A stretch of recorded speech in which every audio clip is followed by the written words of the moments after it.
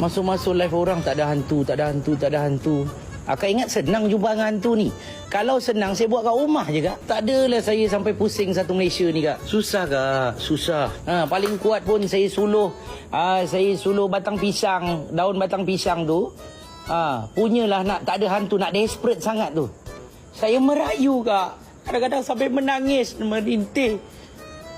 Kadang-kadang live saya tak ada hantu kak. Apa saya boleh buat kak? Apa saya boleh buat? Kalau akak nak saya bayar RM50, akak duduklah kat ujung tu setiap hari.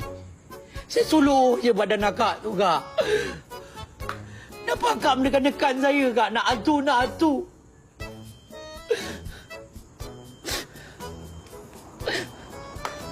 Akak jangan buat saya macam ni kak. Ramai lagi kak. Jangan akak benci saya kak. Assalamualaikum. Siapa nama kakak tadi? Kakak. Apa nama kakak tu? Kakak.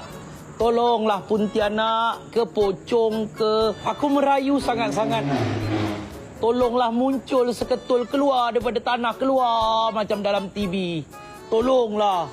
Kakak nak tengok sangat hantu ni macam mana. Kalau tak nanti dah pula penat. Aku nak kena gogel. Tunjuk kakak ni mana hantu.